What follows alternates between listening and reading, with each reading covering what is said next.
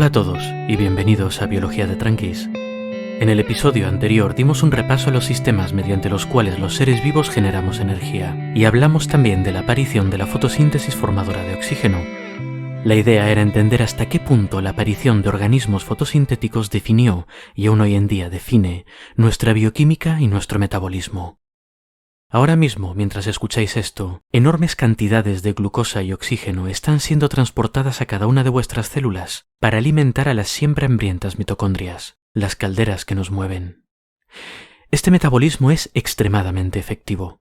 Genera muchísima energía. Sin él es difícil imaginar cómo algo tan complejo como un ser humano podría existir. Y si hoy en día esta bioquímica privilegiada es viable, es gracias a la producción de glucosa y oxígeno por parte de los organismos fotosintéticos, entre los cuales los que probablemente conozcáis mejor sean las plantas terrestres. Hierbas, flores, árboles, arbustos, helechos, coles y ese tipo de cosas. Sin embargo, como vimos en el episodio pasado, los organismos fotosintéticos originales fueron las cianobacterias, y si nos ponemos quisquillosos podemos decir que lo siguen siendo. Las cianobacterias son los únicos organismos que saben hacer la fotosíntesis creadora de oxígeno, y si algunas células con núcleo son capaces de hacerla, es porque en algún punto del pasado capturaron o acogieron en su interior a algunas cianobacterias. A lo largo de millones y millones de años, estas cianobacterias fueron especializándose en hacer la fotosíntesis y cedieron a su célula hospedadora los genes necesarios para hacer casi todo lo demás. Estas cianobacterias tan cambiadas se llaman ahora plastos o cloroplastos, y a las células con núcleo hospedadoras las conocemos como plantas o algas. Pero estos dos términos son un poco confusos, así que por ahora olvidémoslos y dediquemos un momento a entender la textura general de la filogenia de los organismos fotosintéticos. En el episodio 25 esto está tratado de forma un poco más detallada, pero a grandes rasgos lo que pasa es que lo primero que tenemos que hacer es dividir los grandes grupos de células con núcleo que hacen la fotosíntesis formadora de oxígeno en dos grandes cajas. Por un lado, los descendientes directos de las primeras células con núcleo que formaron simbiosis con cianobacterias, y por otro, todas las demás cosas raras. Las células con núcleo originales que capturaron una cianobacteria y la transformaron en cloroplasto comprenden tres grandes grupos: las algas rojas, las algas verdes y las glaucófitas. A estas pioneras de la simbiosis se las puede conocer de forma muy amplia como plantas, pero como veremos en este episodio, hay varias cosas a las que podríamos llamar plantas de forma informal, así que es mejor afinar un poco. En lenguaje científico, este enorme grupo es conocido como Arqueplastidia, con CH, una palabra derivada del término griego arque, también con CH, que quiere decir primitivo o primigenio, y que quizá recordemos de otras palabras como arqueología, arqueas o arquebacterias, y arcaico. Plastidia, claro, viene de plasto, y en su conjunto el nombre lo podríamos traducir de forma libre como organismos con plastos primigenios, o organismos con los primeros plastos, o organismos con los plastos originales. Pero ya que es traducción libre, hoy las vamos a llamar viejas plastudas. Distinguir a las viejas plastudas es importante, porque a lo largo de la evolución otros organismos han conseguido sus propios plastos, pero lo han hecho de forma indirecta. En vez de tomarse el trabajo de capturar una cianobacteria y establecer una simbiosis, estos organismos capturaron directamente a una vieja plastuda y se quedaron con sus plastos ya formados. Entre los beneficiados por este robo descarado de plastos, tenemos organismos muy variados. Por ejemplo, están las diatomeas de las que hablábamos en el episodio 27, o los dinoflagelados, unos organismos unicelulares que causan las mareas rojas cuando se reproducen en exceso. O las algas pardas, como por ejemplo los sargazos. Es curioso pensar que desde el punto de vista evolutivo, el tipo de alga que forma enormes bosques submarinos no tiene nada que ver con las plantas. De hecho, está más cerca del parásito de la malaria que de un árbol. Y a su vez, este parásito, el Plasmodium, tiene un plasto robado de las viejas plastudas que ya no es capaz de realizar la fotosíntesis y que ha sido modificado para otras funciones. Nunca hay que fiarse de las apariencias en biología. Pero estábamos hablando de las plantas, así que sigamos con ellas. Dentro de las viejas plastudas, como decíamos, tenemos otro grupo llamado algas verdes. Lo que pasa es que ese nombre ahora está un poco pasado de moda, porque en su momento las algas verdes y las plantas terrestres se consideraban grupos separados. Según la visión moderna de la taxonomía, esto no tiene mucho sentido. Hablar de algas verdes sin incluir a las plantas terrestres es un poco como hablar de peces sin incluir a los vertebrados terrestres. Intuitivamente puede tener sentido, porque nos parecen cosas diferentes y viven en sitios distintos. Pero, desde el punto de vista evolutivo, las ranas, los dinosaurios, las tortugas, los pájaros, los perros, los gatos y nosotros mismos somos todos descendientes de un grupo de peces de aletas lobuladas. Por tanto, si hablamos de peces sin incluirnos, no estamos siendo estrictos. Es como os comentaba en el episodio 54. En un grupo taxonómico válido tienen que estar todos los que son, y tienen que ser todos los que están. Si hablamos de peces y nos dejamos fuera a los humanos, estamos ignorando a una rama entera del árbol genealógico de los peces, que hizo, por cierto, cosas extraordinarias. Hasta se rumorea que hay unos peces pelados de 2 patas que han conseguido llegar al espacio. De la misma forma, si hablamos de algas verdes, pero no incluimos a las plantas terrestres, estamos haciendo lo mismo. Por eso, hoy en día, en este grupo tan grande de algas verdes se incluye a las plantas terrestres, y a todo el conjunto se lo conoce como Viridiplantae, con V, que se traduce como plantas verdes. Este es otro grupo candidato para llamarlo plantas de forma coloquial, pero todavía hay más. ¿Alguna vez os habéis parado a pensar en algas? Yo pocas veces, la verdad, pero ahí donde las veis tienen mucha miga. Nos parece que todas son cosas húmedas, genéricas, pero son un grupo de organismos que lleva muchísimo tiempo diversificándose. Es difícil saberlo con certeza, porque son cosas que ocurrieron hace mucho tiempo. Hay pocos fósiles, y los que hay son difíciles de interpretar. ¿Quién sabe si una marquita en una roca es una alga roja, o una alga verde, o alguna otra célula con núcleo extraña? Pero entre los pocos fósiles que tenemos y métodos moleculares, se ha estimado que las viejas plastudas se separaron en sus subgrupos actuales hace alrededor de 1500 millones de años. Como referencia, nuestra civilización tiene unos 12.000 años, siendo generosos. Nuestra especie, tal y como la conocemos, tiene unos 300.000 años. Y el linaje que dio lugar a ella se separó del que lleva a los chimpancés hace 10 millones de años como mucho. Los dinosaurios, por su parte, se extinguieron hace 66 millones de años. Comparadas con las escalas de tiempo que estamos tratando aquí, todas estas cosas parecen haber pasado ahora mismo y prácticamente al mismo tiempo. Por eso, cuando hablamos de algas, tenemos que tener en cuenta que son cosas muy antiguas, muy diversas, y las algas verdes no son una excepción. Lo principal que tienen en común las algas verdes las unas con las otras es eso, que son verdes. Para llevar a cabo la fotosíntesis es necesario tener uno o más pigmentos, moléculas capaces de absorber luz de determinados colores. En las viejas plastudas ese pigmento es la clorofila A, que absorbe luz de color azul y rojo, pero refleja el verde.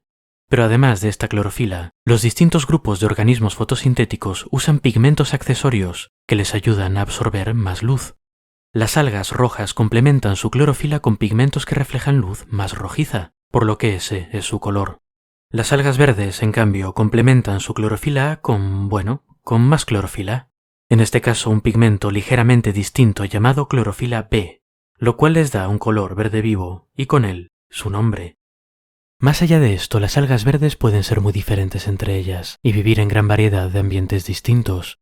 Algunas viven en agua dulce, otras en agua salada, otras encima de otras plantas, otras en simbiosis con hongos, formando lo que conocemos como líquenes, y algunas incluso han perdido la clorofila, se han hecho parásitas y pueden causar infecciones en animales. En cuanto a organización, muchas son unicelulares, organismos simples que nadan usando 2 flagelos, 2 estructuras de proteína en forma de látigo que la célula bate para moverse. Las algas verdes también pueden formar estructuras multicelulares, aunque no tan complejas como las de una planta terrestre. La que tiene una organización más familiar para nosotros es la lechuga de mar, que forma láminas compuestas por muchas células, que hasta tienen distintos tipos celulares y estructuras especializadas como anclajes para el sustrato. Algunas, en cambio, tienen una forma un poco más extraña de ser multicelulares, como es el caso de las algas verdes del género Caulerpa.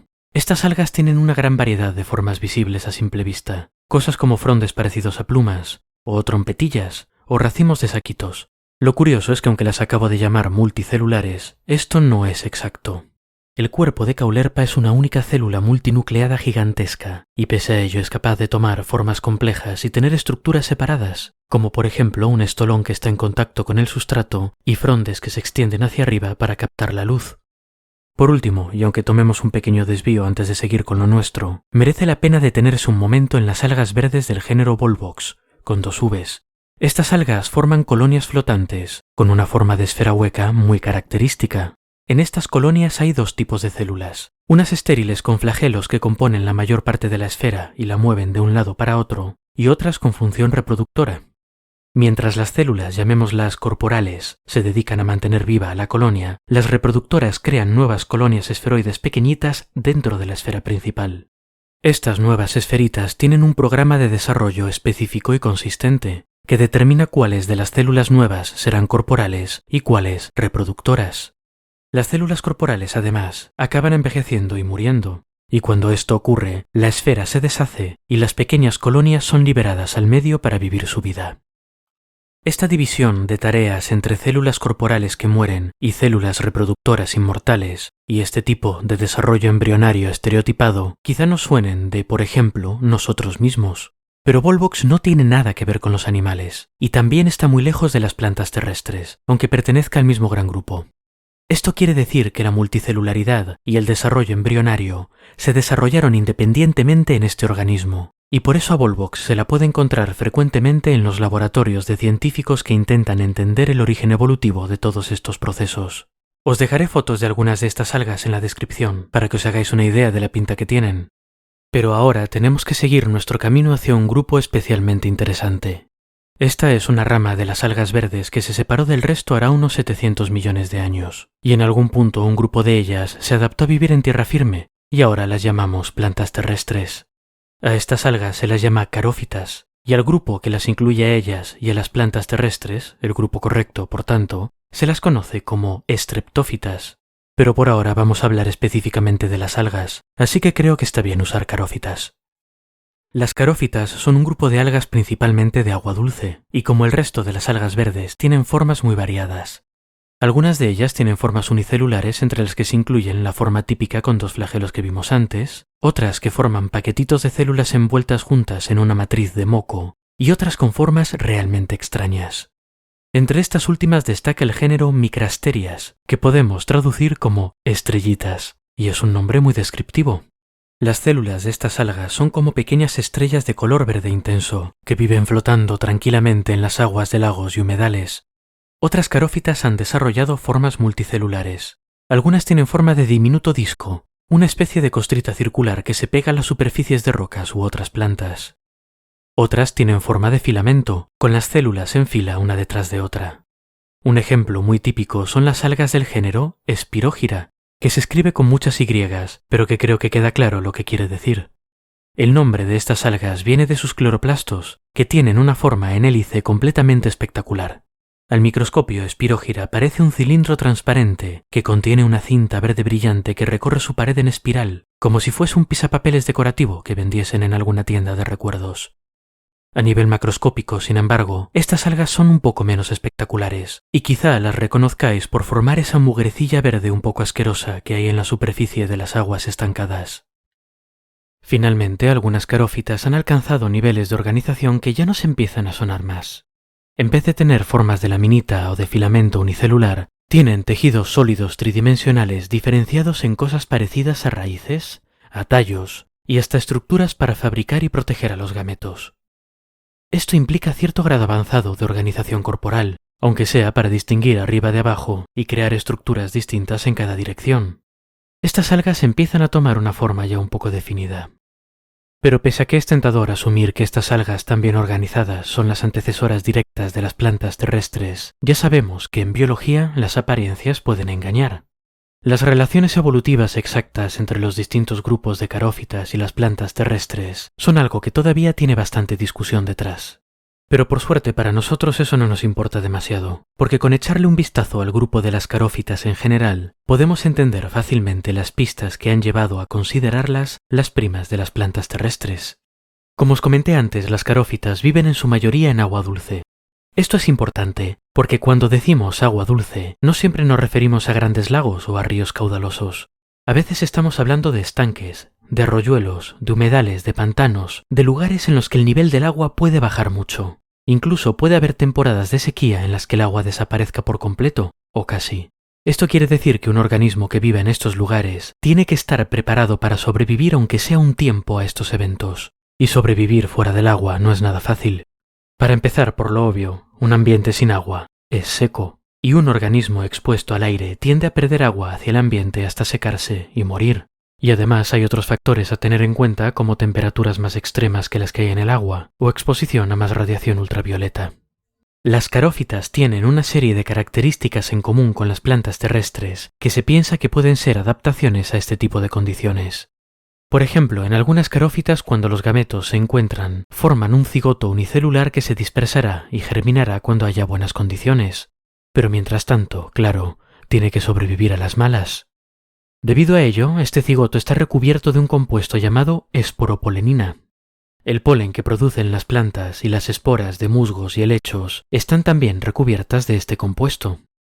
La esporopolenina es tan resistente que aún hoy en día podemos encontrar sin degradar los recubrimientos de granos de polen de hace millones de años y se usan mucho en estudios de paleontología.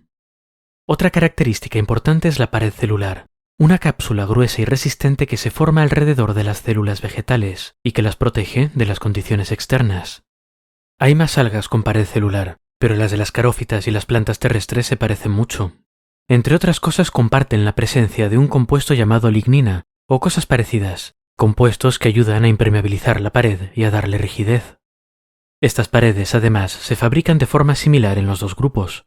Cuando una célula de estos organismos se divide, en medio de los dos nuevos núcleos, aparece una estructura en forma de disco llamada fragmoplasto, y alrededor de este disco se irá formando el tabique que separará a las dos nuevas células.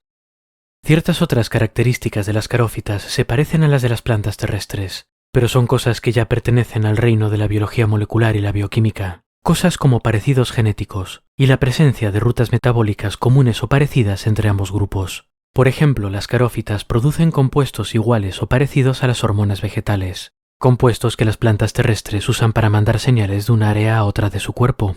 Pero no creo que tengamos que meternos tanto en el tema. Por ahora es importante quedarse con que las algas existen, que es algo que todos sabemos, pero que no siempre sabemos. No siempre somos conscientes de que las algas de diversos colores son cosas antiquísimas, increíblemente diversas, y que están en todas partes a nuestro alrededor, aunque algunas veces pasen desapercibidas. No hay forma de que un episodio de 20 minutos haga justicia a los 1000 millones de años que pasaron entre la aparición de las algas verdes y las plantas terrestres, pero espero que esto sea un principio, una base a partir de la que construir. El otro concepto importante de este episodio es que mucho antes de las plantas terrestres ya existía un grupo de algas de agua dulce que empezaba a adaptarse a la existencia fuera del agua, aunque fuese de forma temporal, pero no son ellas las que dieron el paso final.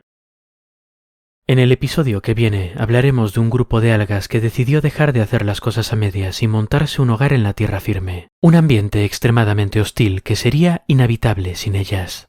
Después de nuestro pequeño rodeo de 1000 millones de años, llegamos por fin a las embriófitas, las plantas terrestres. Hasta entonces pues, y espero que hayáis disfrutado el episodio.